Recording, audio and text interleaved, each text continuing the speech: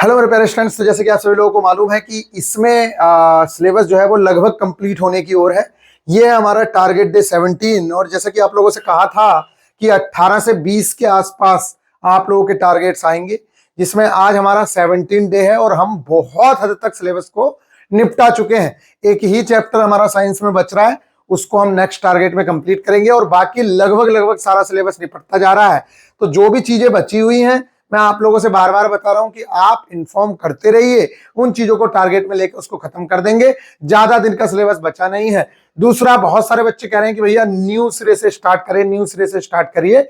अगर आप लोग चाहेंगे तो न्यू सिरे से स्टार्ट कर दिया जाएगा और उसकी तैयारी भी चल रही है।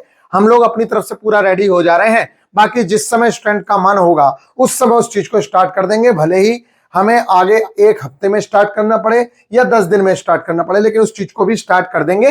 फिलहाल हम लोग टारगेट डे 17 से आगे बढ़ रहे हैं और उसमें आप देखिए पहले नंबर पे मैंने यहां पे लिखा है स्टैटिक जीके के अंदर कि भारत के राष्ट्रीय प्रतीक या राष्ट्रीय चिन्ह, ये हम लोगों को कवर करने हैं।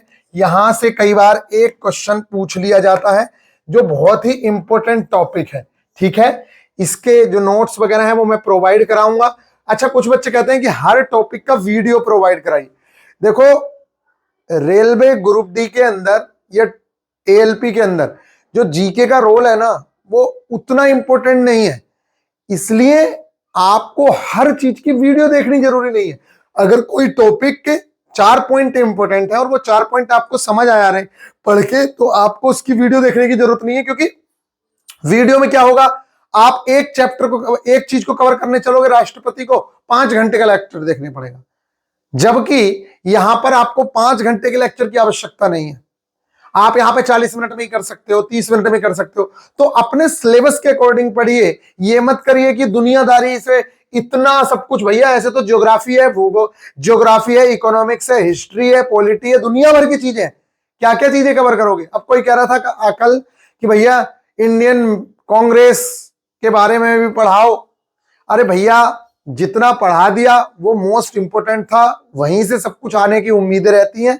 इसके अलावा तो दुनिया भर की चीजें हैं, वो पढ़ते रहो, उससे कुछ फायदा नहीं है। अरे जहां से सॉलिड मार्क्स मिलने वाले हैं उस चीज पे ज्यादा ध्यान दो। ये तो जितना कराना था उतना मैंने करा दिया। इसके अलावा यहां पे लिखा है अदर इंपोर्टेंट टॉपिक्स। तो इसमें कौन कौन से टॉपिक्स हैं? सबसे पहले है इंपोर्टेंट टर्मिनोलॉजी। कौन सा? Important terminology. ठीक है, ये इंपॉर्टेंट टर्मिनोलॉजी क्या है?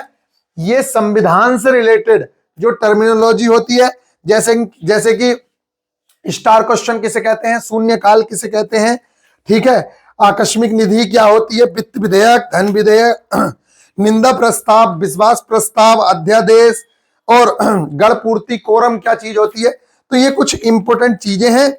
विप क्या होती है, ये इसको आपको कवर करना है। इसके अलावा नेक्स्ट है कुछ मोस्ट इंपोर्टेंट आर्टिकल्स के बारे में पढ़ना है आपको। लेटेस्ट आर्टिकल ज्यादा से ज्यादा पढ़ने हैं। जैसे कि अभी आप 2017 में आपने देखा होगा जीएसटी के बारे में कि किस संविधान में संशोधन किया गया है, जीएसटी के बारे में। ओबीसी में कौन से संविधान संशोधन से जोड़ा गया है। तो संविधान संशोधन और आर्टिकल दोनों चीजें आप लोगों को पढ़नी है। लेटेस्ट वाले जो हैं वो ज्यादा इंपॉर्टेंट हैं। बस इतना आपको करना है। इसके बाद एक मोस्ट इंपोर्टेंट टॉपिक है पंचायती राज व्यवस्था, जिसे आप कहोगे तो इस बार करा देंगे, नहीं तो अगली बार जोड़ेंगे, क्योंकि इस टॉपिक से ग्रुप डी 2022 में बहुत सारे क्वेश्चंस पूछे गए थे और आपके जो नोट्स हैं ये यहीं से क्वेश्चंस थे, चाहे वो नागौर वाला क्वेश्चन हो या कोई और क्वेश्चन हो, ज्यादातर क्वेश्चंस आपके नोट्स से ही थे। तो गाइज, उस टॉपिक को हम नेक्स्ट टारगेट में कंप्लीट करेंगे। अभी फिलहाल के लिए आप लोगों को क्या करना है, राष्ट्रीय प्रतीक या राष्ट्रीय चिन्ह कवर करने हैं। इसके अलावा आप लोगों को महत्वपूर्ण शब्दावली कवर करनी है संविधान की। इसके अलावा आप लोगों को कवर करना है कि कौन कौन से संविधान संशोधन हुए हैं ताजे, यानी कि लेटेस्ट वाले। और इसके अलावा आप लोगों को कवर करना है कि आर्टिकल, कोई नया आर्टिकल तो इंट्रोड्यूस नहीं हो गया है, या इंपोर्टेंट जो आर्टिकल्स हैं उनके बारे में पढ़ना है। जैसे 42वें संविधान संशोधन सबसे बड़ा संशोधन माना जाता है, ठीक है, उसे लगभग छोटा संविधान भी कहा जाता है। तो गाइज, उससे रिलेटेड बहुत सारे क्वेश्चन पूछे जाते हैं। नेक्स्ट बात करें साइंस के अंदर, तो साइंस में अगर मैं देखूं तो क्लास 10th की एनसीईआरटी का चैप्टर नंबर 3 डाला है। और देखो ज्यादा टारगेट नहीं दे रहा हूं मैं, सिर्फ एक ही चैप्टर दे रहा हूं और उसको आपको पूरी तरीके से कंप्लीट करना है विद एग्जाम्पलर। ऐसा ना हो कि भैया सिर्फ कंप्लीट कर लिया 2 घंटे का लेक्चर देख के और उसी को आप कंप्लीट समझ रहे हो। मैंने कई बार मतलब बताया आपको टारगेट कंप्लीट करने का मतलब क्या होता है। पहले आपको बेहतरीन तरीके से सामने बुक रख के चैप्टर को देख लेना है, फिर एक बार बुक में रीडिंग मारनी है और फिर उसके बाद अपने पीवाईक्यू देखने की किस टाइप के क्वेश्चंस आए हैं। ठीक है, उसके बाद पीवाईक्यू देखने मतलब अभी करने नहीं है, अभी सिर्फ देखने हैं कि इस टाइप के क्वेश्चंस आए हैं। और इस चीज को आप पहले भी देख सकते हो चैप्टर के पढ़ने से, जिससे कि पढ़ते समय आपका इंटरेस्ट जागे कि यार ये वाली चीज तो आई हुई थी। तो आप एक नजर मार सकते हैं कि ऐसे ऐसे क्वेश्चंस आए हैं, ये यूथ पब्लिकेशन की बुक से आप कर सकते हैं। और फिर आप चैप्टर को पढ़ें, फिर रीडिंग मारें और उसके बाद रिवीजन करें और फिर आप एग्जाम्पलर करें और फिर आप बाकी की चीजें करें, यानी कि अपनी जो बुक है जिसमें प्रीवियस ईयर क्वेश्चंस हैं उन क्वेश्चंस को करें और फिर वीआईपी गुरुजी ऑफिशियल एप्लीकेशन पे जाके टेस्ट लगाएं, तब जाके आपका कंप्लीट होता है टारगेट, ऐसे कंप्लीट नहीं होता है। तो मेरे प्यारे बच्चों, ये आप लोगों का टारगेट था जो मेटल्स एंड नॉन मेटल्स। इसके बाद एक चैप्टर रह जाता है जो है कार्बनिक कंपाउंड वाला, लेकिन हम आपको दोनों चैप्टर्स करवाएंगे। जो पीरियोडिक टेबल है वो भी करवाएंगे क्योंकि वो सिलेबस में नहीं है, लेकिन हमारे पास टाइम है तो मैं आपको वो चैप्टर भी कंप्लीट करवाऊंगा क्योंकि उसके आने की भी उम्मीदें रहती हैं। भले ही वो सिलेबस में नहीं है लेकिन आ सकता है वहां से क्वेश्चन, इसलिए हम उसको करवाएंगे क्योंकि वो बहुत इंपॉर्टेंट चैप्टर है। 2018 में भर भर के क्वेश्चंस थे उससे। तो गाइज उस वाले चैप्टर को भी हम कवर करेंगे। फिलहाल आपको ये चैप्टर कवर करना है विद एग्जाम्पलर, और जो मैं क्वेश्चंस देता हूं एमसीक्यूज उनको जरूर से जरूर कवर करना है। अब जब ऊपर सिलेबस कम दिया जा रहा है तो यहां पर आप लोगों को थोड़ा सा सिलेबस ज्यादा दिया ज्यादा भी नहीं है, कुछ भी नहीं है, 1.5-2 घंटे का लेक्चर ये है एलिमेंट्री स्टैटिक्स। मेरे प्यारे बच्चों, यहां से आप मान के चलिए 2 क्वेश्चन श्योर हैं और बड़ा आसान होता है। इवन मैंने तो अपनी आधे घंटे की वीडियो में ही आपको इन सबको समझाया है। अगर आप मेरी वाली वीडियो देखना चाहो तो जरूर से जरूर देखिएगा, बड़े आराम से आपको ये सारी की सारी चीजें समझ आ जाएंगी प्रैक्टिकली, और फिर आप इसका एक एक क्वेश्चन बड़ी आसानी से बना पाओगे।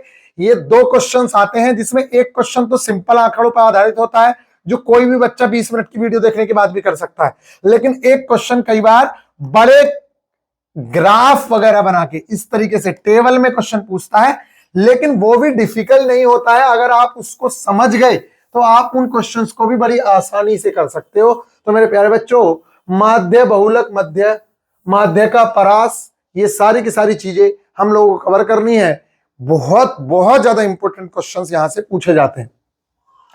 नेक्स्ट है pie chart and bar graph. तो जितने भी आप लोग ये वाले क्वेश्चंस देखते हो, ये वाले, ठीक है, ये वाले क्वेश्चंस, ये सब इसी के अंदर आते हैं। ठीक है, तो पाई चार्ट कवर करने हैं और ये वाले जो क्वेश्चंस हैं ये सब बार ग्राफ वाले जो क्वेश्चंस हैं। ठीक है, इसके अलावा डॉटेड ग्राफ भी आते हैं, ऐसे ऐसे ऐसे। ठीक है, तो ये सारे ग्राफ वाले जितने क्वेश्चंस हैं उनको हम इस बार कवर करने वाले हैं। ठीक है, कोई बहुत भारी चीज नहीं है, बहुत आसान होता है। जहां से मैं करवाऊंगा उसको करिएगा, आपको बहुत आसान लगेगा। बात करते हैं रीजनिंग की।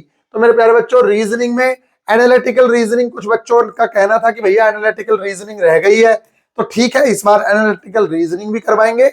और पजल, देखो मैं आप लोगों को बार बार समझाता हूं कि पजल एक ऐसा टॉपिक है जो आता जरूर है, लेकिन 90% बच्चे जो है इसको छोड़ते हैं। उसके पीछे रीजन ये है कि टाइम, या फिर इसे लास्ट में अटेम्प्ट करते हैं। तो मेरा मानना यह है कि इसको सीख जरूर लो, लेकिन स्टार्टिंग में कभी मत करना। अगर स्टार्टिंग में क्वेश्चन मिल जाए तो कभी करने की जरूरत नहीं है, क्योंकि ये बहुत ज्यादा टाइम खाता है। करवा देंगे इस बार, लेकिन आपको इसमें ज्यादा टाइम खपाना नहीं है। सिर्फ क्वेश्चंस को सोल्व करने की ट्रिक सीख लीजिए, बहुत ज्यादा नोट्स भरने की जरूरत नहीं है। सिर्फ इंपॉर्टेंट चीज सीख लीजिए कि हाँ भाई ऐसे ऐसे करना होता है, ये इसका तरीका है, बस। उससे ज्यादा करने की और कुछ आवश्यकता नहीं है। और वीआईपी गुरुजी ऑफिशियल एप्लीकेशन पे टेस्ट जरूर से जरूर मारते रहो। जितने फुल टेस्ट पड़े हुए हैं, एक से एक बेहतरीन टेस्ट पड़ा हुआ है, चाहे वो 2024 में एएलपी टेक्नीशियन के लिए ही मैंने बनवाए हैं, लेकिन वो सब आपके काम आने वाले हैं। क्योंकि उसके अंदर लेटेस्ट क्वेश्चंस डाले हमने, जो टेक्नीशियन में लेटेस्ट क्वेश्चंस आए हैं, एएलपी में लेटेस्ट क्वेश्चंस आए, वो टेस्ट आपके पास है, तो उसको इग्नोर नहीं करना है। बहुत इंपॉर्टेंट क्वेश्चंस हैं उसमें। आई होप कि आप लोगों को ये बात समझ आ रही होगी। तो मेरे प्यारे बच्चों, इतना आप टारगेट को कंप्लीट करिए, इसके बाद नेक्स्ट टारगेट आएगा और फिर मुझे लगता है कि एक आध टारगेट और आएगा, यानी कि लगभग 2 टारगेट और आने हैं लगभग, और आपका सिलेबस जो है वो पूरी तरीके से निपट लेगा। करना जितनी भी चीजें हैं, देखो जितना टाइम मिल रहा है आपको, मैं बार बार समझाता हूं कि मेरे प्यारे बच्चों, रिवाइज नहीं करोगे ना तो कोई बेनिफिट नहीं है आपको। कितना भी आप पढ़ लीजिए, कितना कुछ कर लीजिए, रिवीजन के बिना सिलेक्शन नहीं होगा। इसलिए मल्टीपल टाइम्स रिवीजन मारते रहिए। आप खुद से रिवीजन कर पाए तो बहुत अच्छा है, अगर नहीं कर पाओगे तो अभी जो टारगेट क्लासेस स्टार्ट होंगी उनके साथ आप रिवाइज करिएगा।